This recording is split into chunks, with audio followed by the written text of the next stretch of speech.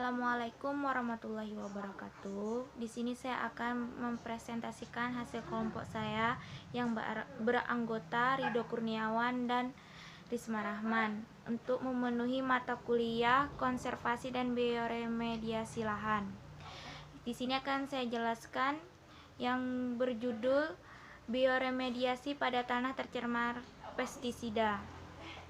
Pengertian bioremediasi: remediasi merupakan proses dekontaminasi air dan tanah dari senyawa yang berbahaya seperti hidrokarbon, poliaromatik, hidrokarbon, persitat organik, volutat, logam berat, pestisida, dan lain-lain.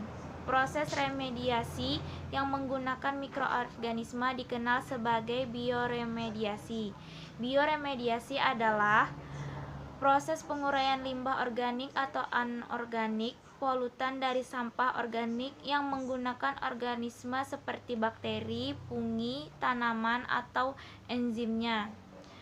Dalam mengendalikan pencemaran pada kondisi terkontrol, menjadi suatu bahan yang tidak berbahaya atau konsentrasinya di bawah batas yang ditentukan oleh lembaga berwenang, dengan tujuan mengontrol atau mereduksi bahan pencemar dari lingkungan.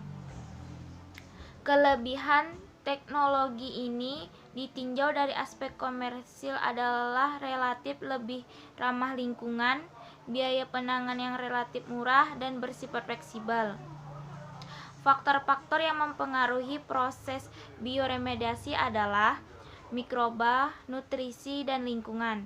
Mikroba memiliki kemampuan untuk mendegradasi, mentransformasi, dan menyerap senyawa pencemar ataupun mikroalga.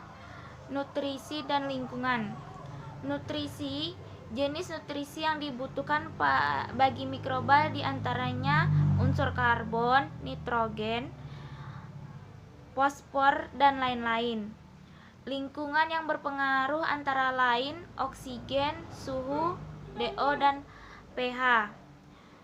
Kecepatan biodegradasi di tanah tergantung pada tempat variabel, yaitu yang pertama, ketersediaan pestisida atau metabolit terhadap mikroorganisme. Yang kedua, status fisiologis dari mikroorganisme.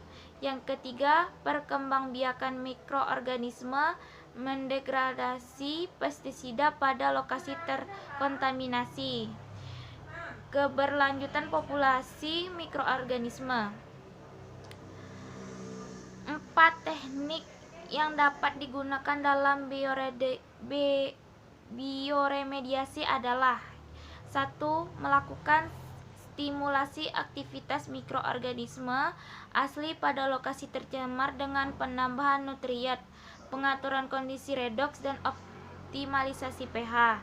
Yang kedua, inokulasi mikroorganisme di lokasi tercemar. Yang ketiga, penerapan immobilizan enzim. Yang keempat, penggunaan tanah. Teknologi bioremediasi dibagi menjadi dua, yaitu ex situ dan in situ. Ex situ adalah pengelolaan yang meliputi pemindahan secara fisik bahan-bahan yang terkontaminasi ke suatu lokasi untuk penanganan lebih lanjut. Sedangkan teknologi in situ adalah perlakuan yang langsung diterapkan pada bahan-bahan kontaminan di lokasi tercemar. Degradasi tanah karena penggunaan pestisida. Tanah sangat penting, artinya utamanya bagi usaha pertanian, karena kehidupan dan perkembangan tanaman sangat tergantung pada keadaan tanah. Penggunaan tanah untuk usaha-usaha pertanian tanpa diimbangi dengan upaya perbaikan akan menyebabkan degradasi atau kerusakan tanah. Degradasi atau kerusakan tanah adalah hilang atau menurunnya fungsi tanah sehingga tanah mengalami penurunan kemampuan untuk berproduktif seperti semula. Beberapa faktor penyebab tanah terdegradasi dan rendahnya produktivitas antara lain deforestasi, mekanisme dalam usaha tani, kebakaran, penggunaan bahan kimia pertanian, dan penanaman secara monokultur. Pestisida merupakan bahan kimia pertanian yang digunakan untuk membasmi organisme pengganggu tanaman. Setelah aplikasi, residu pestisida akan terdapat pada tanaman, tanah, dan organisme tanah. Menurut Tarung Mingkeng, hal ini disebabkan lapisan atas tanah memiliki kandungan organik yang paling banyak sehingga pestisida mudah terabsorpsi, terikat kuat sehingga akan menghambat terjadinya penguapan pestisida.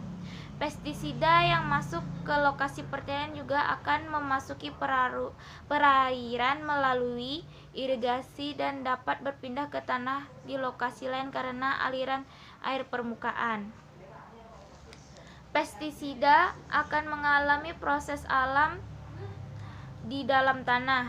Reaksi-reaksi ini dipengaruhi oleh jenis tanah, kelembapan tanah, pH tanah, temperatur tanah, volatilitas pestisida, mikroorganisme, dan substansi kimia yang terkandung di dalam tanah. Kelebihan dan kekurangan bioremediasi. Kesuksesan metode bioremediasi ditentukan oleh penggunaan mikroba yang tepat di tempat yang tepat dengan faktor-faktor lingkungan yang tepat untuk terjadinya degradasi. Kelebihan bioremediasi adalah dapat dilakukan pada lokasi atau perlakuan lapangan. Kurangnya biaya dan gangguan bioremediasi dapat menghilangkan polutan secara permanen dan dapat diterima di masyarakat. Dengan didukung peraturan dapat digabung dengan metode perlakuan fisika dan kimia. Bioremediasi mempunyai keterbatasan. Residu yang dihasilkan merupakan senyawa yang tidak berbahaya meliputi CO2, air, dan biomasa. Banyaknya senyawa yang dianggap berbahaya dapat dirubah menjadi tidak berbahaya dan memindahkan kontaminan dari satu medium lingkungan ke tempat lain. Strategi yang dapat dilakukan untuk meningkatkan kemampuan mendegradasi polutan yaitu menggunakan sel mikroba untuk mengantar gen melalui konjugasi dan menambahkan gen yang sebenarnya ke tanah. Kesimpulannya, bioremediasi dapat digunakan untuk menghilangkan polutan pestisida secara permanen di tanah menggunakan mikroorganisme. Mikroorganisme yang digunakan dapat dari golongan jamur ataupun bakteri. Faktor yang perlu diperhatikan ketika melakukan bioremediasi adalah jenis mikroorganisme yang akan digunakan, lokasi, dan faktor-faktor lingkungan yang mempengaruhi proses biodegradasi. Hasil dari proses remediasi adalah CO2, air, dan biomasa. Sekian hasil presentasi kami. Untuk teman-teman yang ingin bertanya dipersilahkan. Akhir kata, wassalamualaikum warahmatullahi wabarakatuh.